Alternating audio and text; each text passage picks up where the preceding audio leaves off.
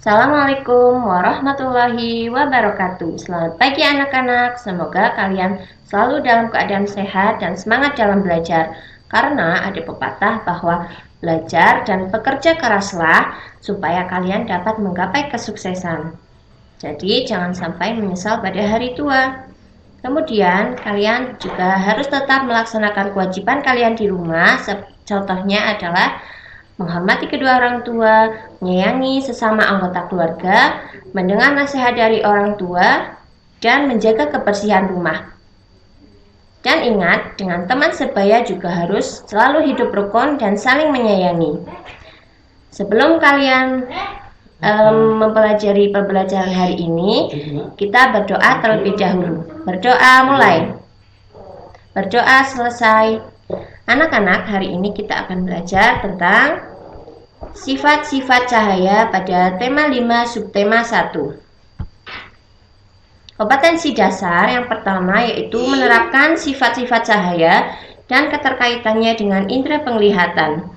Kedua, menyajikan laporan hasil percobaan tentang sifat-sifat cahaya. Indikator yang dicapai yang pertama adalah siswa mengamati sifat-sifat cahaya. Yang kedua, siswa menyajikan laporan percobaan sifat-sifat cahaya. Tujuan pembelajaran yang pertama adalah siswa mampu menyimpulkan sifat-sifat cahaya dan hubungannya dengan penglihatan dengan benar.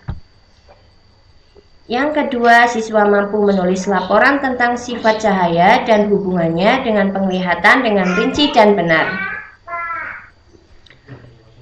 Anak-anak, tahukah kalian apakah itu cahaya? Nah, cahaya adalah hal yang paling penting bagi kehidupan di bumi. Sebab hampir semua aktivitas itu memerlukan cahaya. Jika dalam keadaan gelap, kita tidak dapat melihat karena tidak adanya cahaya. Kemudian, dalam keadaan terang, kita dapat melihat karena adanya cahaya. Jadi, cahaya adalah energi yang terbentuk dari gelombang elektromagnetik yang kasat mata. Gelombang ini tidak membutuhkan medium untuk merambat sehingga dapat melalui ruang hampa.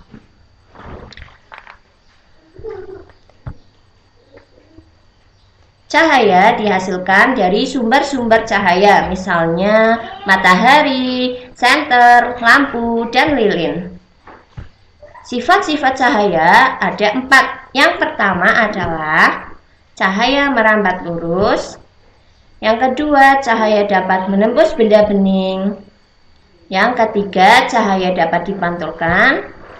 Dan yang keempat adalah cahaya dapat dibiaskan. Mari kita bahas satu persatu tentang sifat-sifat cahaya. Sifat cahaya yang pertama adalah cahaya merambat lurus. Mari kita lakukan percobaan dengan siapkan 3 karton tebal dan lilin.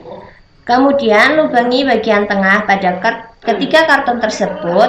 Letakkan karton-karton dengan posisi 3 lubang karton sejajar dengan cahaya lilin tepat di belakang lubang.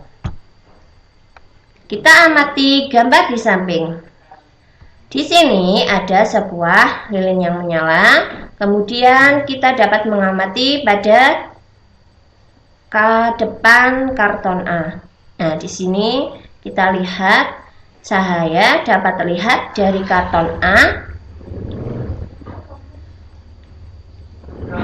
Maka itu termasuk pembuktian dari cahaya merambat lurus. Jadi dapat disimpulkan bahwa cahaya merambat lurus menyebabkan terbentuknya bayangan dari benda yang terkena cahaya. Sifat yang kedua yaitu cahaya menembus benda bening. Percobaan yang kita lakukan adalah menggunakan cahaya matahari atau senter. Siapkan gelas atau benda transparan atau bening, kemudian letakkan seperti pada gambar di samping. Arahkan cahaya dan amati apa yang terjadi. Ternyata cahaya yang dikeluarkan dari senter itu dapat menembus gelas yang bening. Pada percobaan yang kedua yaitu pada mangkok bening. Di situ kita arahkan lampu senter ke dalam mangkok yang bening, maka cahaya dapat menembus. Tetapi cahaya tidak dapat menembus benda yang berwarna atau benda yang gelap. Contohnya seperti batu, seperti gelas yang tidak bening. Jadi pada percobaan kali ini kita dapat simpulkan bahwa cahaya mudah menembus benda bening, tetapi sukar menembus benda berwarna dan benda gelap.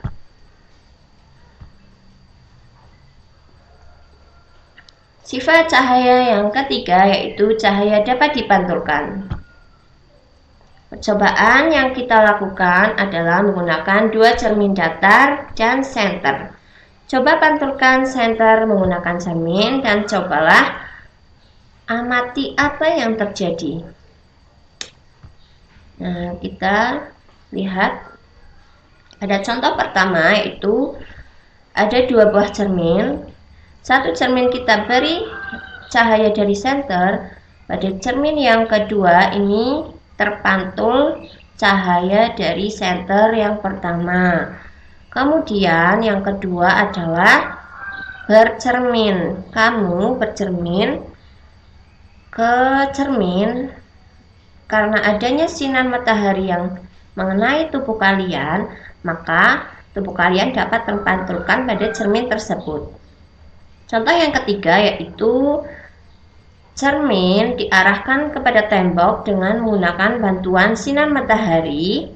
Nah, di sini temboknya terkena pantulan dari sinar matahari tersebut. Jadi kita dapat simpulkan bahwa cahaya yang datang pada suatu benda disebut cahaya datang atau sinar datang. Adapun cahaya yang dipantulkan oleh benda disebut benda pantul atau sinar pantul. Kita lanjut pada sifat-sifat cahaya yang keempat, yaitu cahaya dapat dibiaskan. Kita lakukan percobaan dengan menggunakan pensil yang setengah bagian panjangnya berada di dalam gelas berisi air. Coba kita amati pensil tersebut dari sisi samping luar gelas. Nah, kita dapat melihat bahwa pensil tersebut terlihat seperti patah atau terbelah dua. Ini salah satu pembuktian bahwa cahaya tersebut dapat dibiaskan. Kemudian di sini kita lihat bahwa saat kalian berenang, kalian melihat pada dasar kolam, maka kaki kalian itu terlihat seperti pendek atau seperti di atas permukaan. Jadi dapat kita simpulkan bahwa cahaya merambat dari medium satu ke medium lain yang berbeda kerapatannya, maka rambatan cahaya akan berbelok. Peristiwa pembelokan cahaya ketika melalui dua zat yang berbeda disebut pembiasan cahaya. Mungkin hanya itu yang dapat Bu Guru sampaikan. Sampai jumpa pada pertemuan selanjutnya. Terima kasih. Wassalamualaikum warahmatullahi wabarakatuh.